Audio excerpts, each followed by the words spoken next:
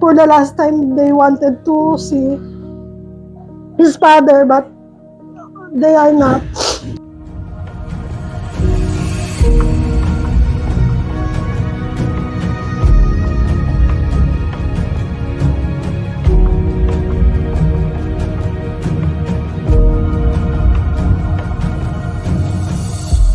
My name is Jessamia, 36 years old, and then I live in Mamburao, Occidental Mindoro.